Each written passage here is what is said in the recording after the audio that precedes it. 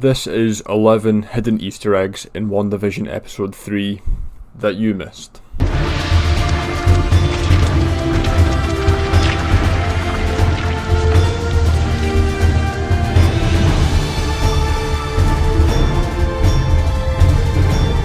Now, WandaVision episode 3 just dropped yesterday or the day before, whenever I'm uploading this, I'm not sure yet. And there's so many new things we have to talk about, new Easter eggs, new things that confirm old theories, and new stuff that make completely new theories altogether.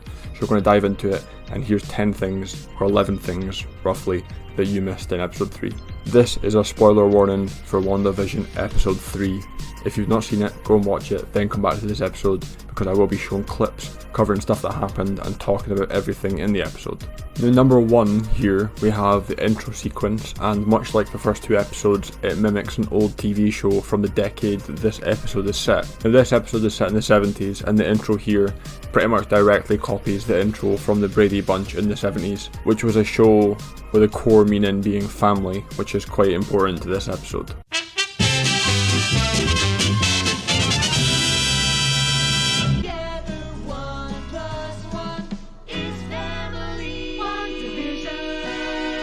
Also, as you can see, there's a lot of hexagons in the intro, and of course hexagons have been a big theme throughout all the episodes so far, and they're very important for the show. Now, second Easter egg here, and it's more of just a couple little theories, is we have Agnes's brooch. Now, I have spoke about this before, and we're not 100% sure what it is yet, but there are a few different little things that it could be. The first one could be a reference to the 3 witches of Macbeth in Shakespeare. Of course, there's 3 figures on it, and Agnes herself is a witch just like Wanda. Another big theory is that it could be Mephisto, the Marvel devil, and both of Wanda's children on either side, as one of the figures is bigger and the other 2 are really small. And in the comics, them 2 are shards of Mephisto, the devil's soul, so it could be something to do with the devil and the kid, which have been a big theme throughout the first 3 episodes so far. Now, just a small little one that not many people would have picked up on unless you googled it or you knew it already, but the cans of paint that they paint the nursery with read Simpster Paint.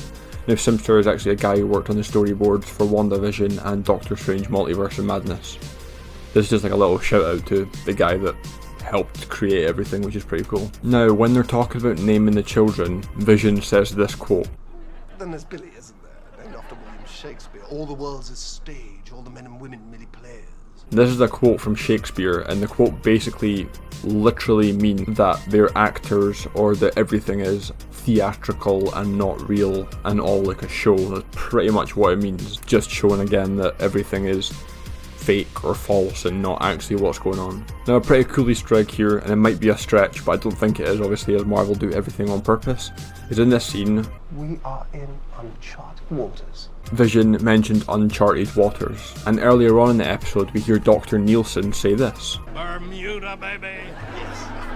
Bermuda awaits. Now, as most of you know, the Bermuda Triangle is a really famous place for ships sinking, for people going missing, planes crashing, but it also has a nickname that's quite interesting.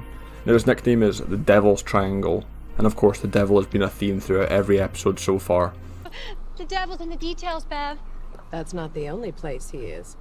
I'm sure they've done this on purpose. They're kind of hinting just towards the devil a little bit more every episode, and I really like these Easter eggs. They're quite easy to pick up on, and it's pretty cool just knowing that everything's just pushing us towards that direction subconsciously. Now, a massive part in the episode was this part right here. I think something's wrong here, Wanda.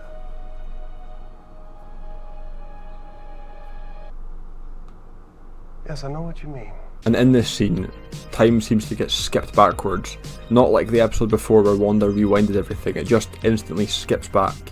However, I do think it is Wanda doing this again, as if you look at her really closely before it happens, you'll see that she blinks and says no with her eyes move side to side, again showing that she's not ready for the truth, because Vision's slowly creeping back into knowing that something's wrong and unsettling and that something's not quite right.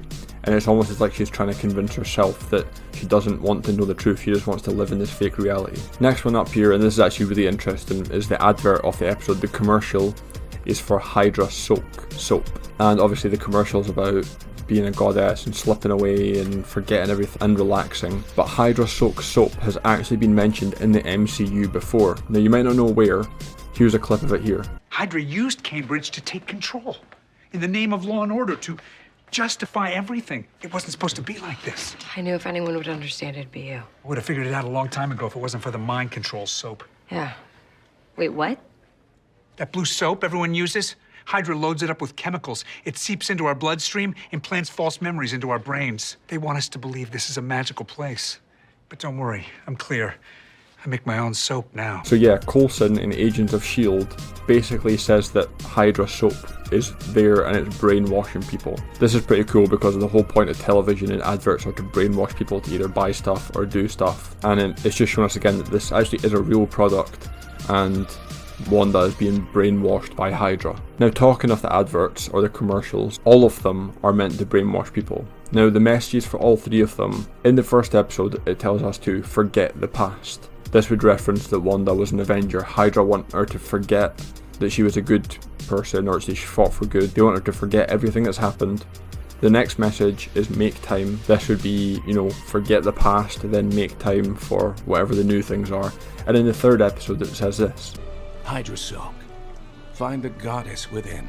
Now, the mention to her being a goddess could be that she is now literally a god level threat. She's an omega level threat. She's getting more powerful every episode, and Hydra want to use her as a weapon possibly. It's just a little theory, but all these adverts are connected and they all mean something. What I think it is that Hydra are just brainwashing Wanda throughout the episode, telling her to forget her past as an Avenger and to make time for the future and to basically just embrace her godlike power. Now, there's a couple cool little Easter eggs towards the Wizard of Oz of all things in this episode. In the intro sequence, there's literally a poster for the Great and Powerful Oz. And you might not know this, but this movie was directed by Sam Raimi, who directed the old Spider-Man movies, and also is directing Doctor Strange 2 and the Multiverse of Madness, which will heavily feature Wanda and stuff from this show.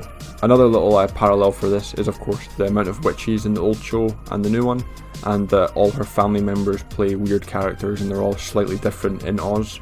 Another parallel is Agnes's bike, just like the Wicked Witch of the East, I believe. They have like the same bike and they're both witches.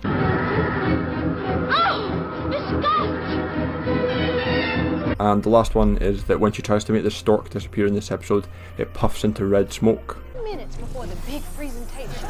Well, this exact thing happens in The Wizard of Oz, controlled by a witch also. It's just a little parallel to show the similarities in both media. Now, I have a theory that Hydra is controlling the whole reality and it's not actually Wanda, and here's the clues why. In the episode, the neighbours basically make out that Geraldine is an intruder in the reality and that she's not meant to be there. She has no family, no husband, no kids, no house even. No family. No husband. No home.